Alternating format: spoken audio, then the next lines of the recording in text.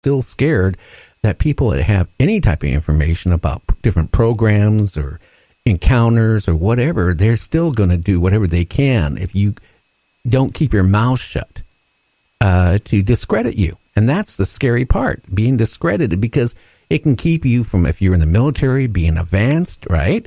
Or if you have a high-paying job, or even if you're a doctor or a dentist, if you get labeled as one of these, people, what type of patients are you going to get, or how many less patients are you going to get? Right. I wonder, when I interview people, I always ask, can I use your real name? And back in the day, when I first started doing this research, most were like, no, please don't.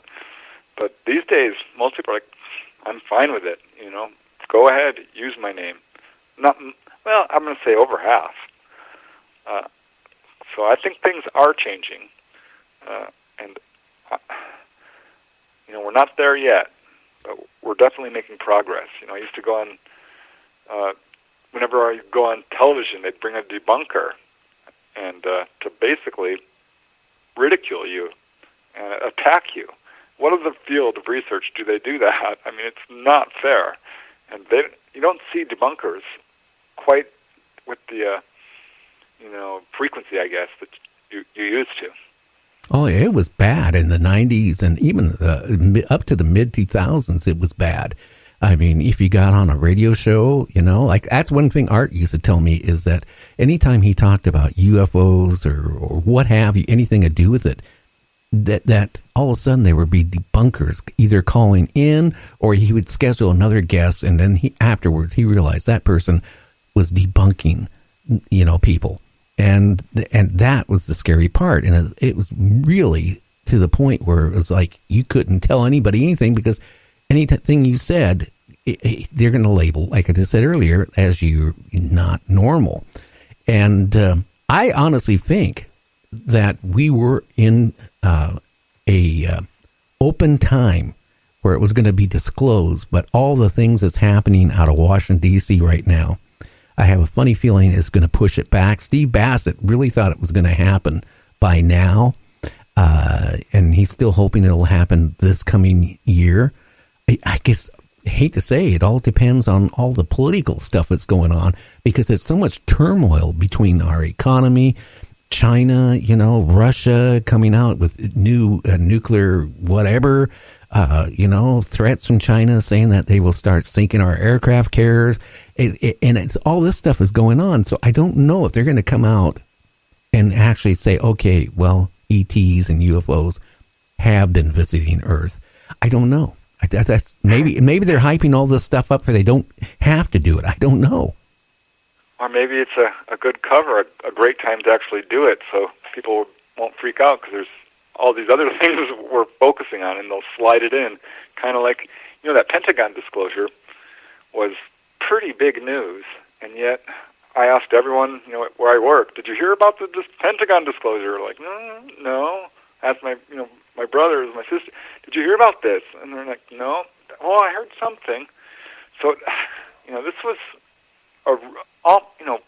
not quite official announcement from the Pentagon, but, Pentagon officials, and there was footage, they had the witness. It was pretty darn, we've gotten nothing like that for years and years and years, any type of official announcement from the government. So it was kind of a big deal, and it slid right by and had very little impact on mainstream society.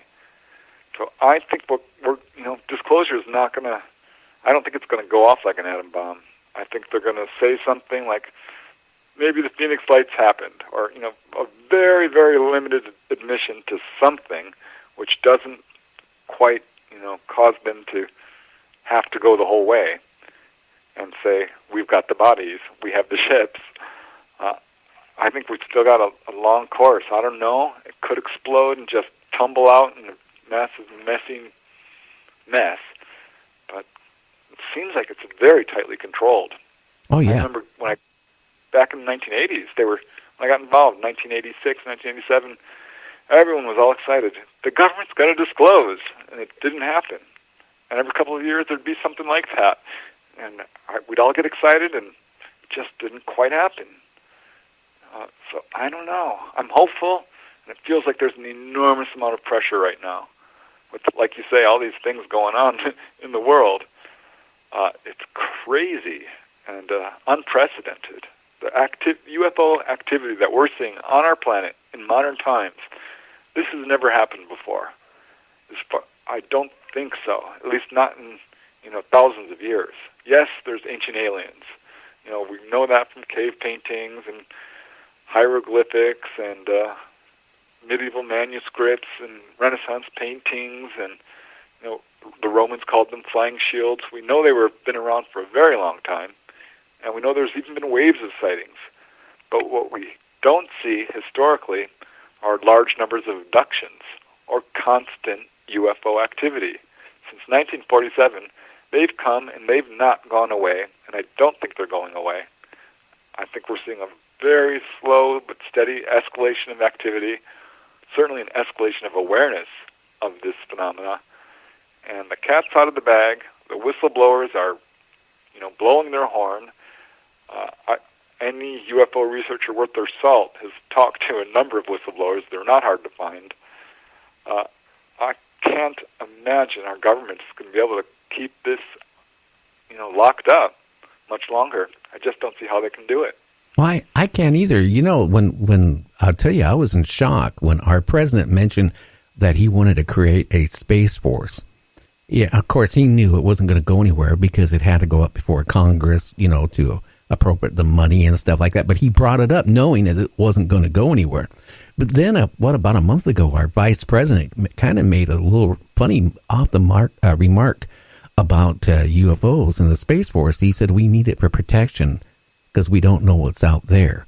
And that kind of surprised me. So I don't know if maybe all these UFOs we're seeing are friendly towards us. All it takes is one, it isn't. But then again, when you go to all these abductions and implants and stuff, wouldn't it come to the point where they don't need to do it anymore? Yeah, that's been a question that's raised by a lot of researchers, is why are they still abducting people? And they are. I'm still getting abduction cases. I think they're very interested in us. They're closely monitoring us. They've got an investment with us. I think they've got a relationship with us. Remember, some of these ETs look human. They are human. In terms of physiologically speaking, they are human beings like us, which raises serious questions about human origins, raises serious questions about, our relationship to them. And as far as the Greys, well, if they're interbreeding with us, what does that say about our relationship, particularly when there's a number of cases you can march out where the Greys have told abductees that they are related, that we are you, you are us. This sort of thing has been said many times. Remember Whitley Strieber had a case where he talked about a lady who had Greys come running into her bedroom, and she says, "Oh my gosh, you're so ugly." And they said, "Well, one day you will look like us." That'd be scary. And there's a lot of cases like this where the ETs have said flat out, "We're from the future. You are our ancestors, or we are your ancestors." The point I'm trying to make is there could be a much closer relationship. They could be our ancestors, our kids. I don't know if that's true or not, but it definitely raises questions about our relationship to these guys. Well, we could be related because you go back, like I mentioned on my show numerous times. People think the Sphinx, we created it. The funny thing is, the scientists for years and years and years said that the wear marks in the back of the Sphinx was caused from all the sandstorms. Now they came to the conclusion, no, that was from an ocean. It caused the wear on the back of the Sphinx. Now, if that was true, it was created from wear from the ocean or water or whatever, then that predates us. So are we the aliens, or relatives to the aliens ourselves? Did they breed us on our planet here for some reason? Or you go and take animals, right? And you put them into right. Yeah, that's what I kind of think. Sometimes we're an experiment. Yeah, well, I certainly wonder. I found out recently the big pyramid, the Giza pyramid, It's what do you call it? The location, longitude and latitude, is the same number as the speed of light. And I thought, well, no, that can't possibly be true. I mean, that's impossible. But no, it is. It actually is. So, geez, I mean, what does that say about who built these things? They must have known something, because supposedly we did not know the speed of light back then. I think, yeah, these ETs have been around for a very long time. One lady I talked to was having abductions. Boy, she was in her late 60s, and she's like, when will they leave me alone? You know, I'm an old woman, and they're still taking me. Well, and they told her that a lot of the angelic sightings in our past were really them. And they told her also, gosh, some other strange stuff. They said that they had put, they had genetically engineered dogs and cats to make them emotional so that they could relate more to human beings, and were genetically altering humans as well. Oh, that is scary. Now, we're coming up on a break. Do you want to talk when we come back about underwater UFO bases off of California? Yeah, absolutely. Boy, I got a lot to say on that. Okay, well, I'm going to put you on hold. I'm not going to disconnect on you. We're going to play a little music and a commercial, and then we'll be back in about 3 minutes. Yeah, that is so interesting, isn't it? It kind of scares me.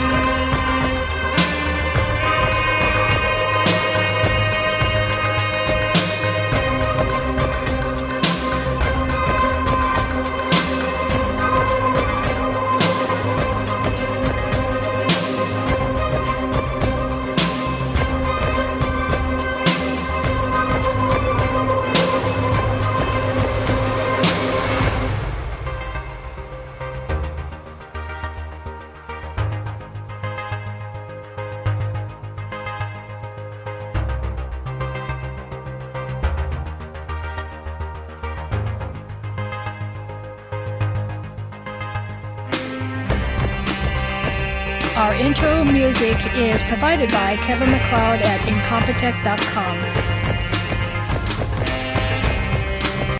You can advertise your business on Night Dreams Talk Radio, and you will be heard worldwide.